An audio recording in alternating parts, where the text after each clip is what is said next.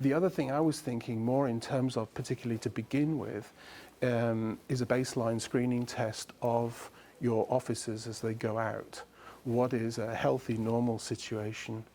Will they be exposed to low-level toxins and compounds over a period of time, weeks, months, years? How does that affect their health in the long term? We know that there are changes with opioids over time. So perhaps that could be a useful way of monitoring whether someone's health, whether they've been exposed to something, and whether their health is at risk and they need to be treated in some way. So, you know, with your career field, we would, of course, want that turned on, and it would upload to the internet so that wherever the officer's at or the deputy's at, you know, we're able to immediately identify the device is on. We know who it's assigned to. You know, it's Bob Smith. Okay, and Bob Smith just had an abnormal muscle pattern show up, and we know he's doing his traffic stop. Okay, and he's reported that he's going to be searching the vehicle.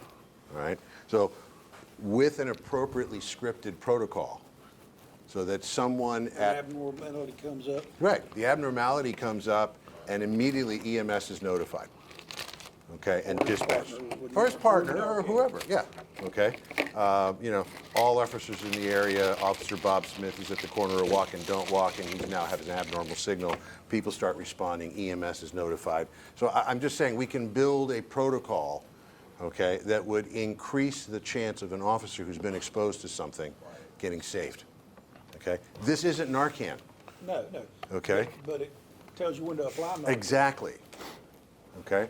And to me, that's the beauty. And then what Doc was saying, Rodriguez, right? What Doc Rodriguez was saying, we've not met, I need to come shake your hand, about all the other aspects of how it could be used in medicine. That's what's got my brain going.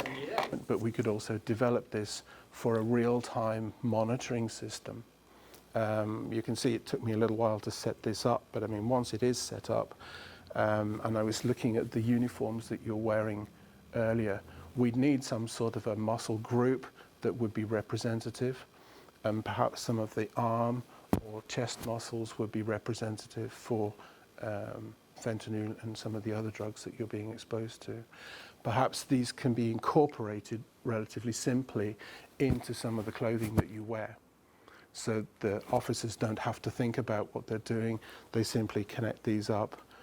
We could make them with a larger battery life, so that they're just running constantly and you're getting a live streaming. This is a Bluetooth, but we could also put a SIM card in here so that they stream constantly to the internet, and then you could monitor your officers whilst they're out and about.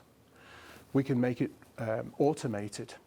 So once we know what an individual's baseline is, we can then have a look to see, let's say if they tap on them to say, I'm now going out to look at a vehicle, there's a potential risk. We can then monitor what's going on, and if you see changes in muscle activity, it could send an alarm signal, for example, to the internet to warn people. But I still think that your injection system is the best, the quickest and the fastest. If you think there's some sort of risk, inject your officers before anything happens. But it could be, I think, a useful monitoring, long-term monitoring system.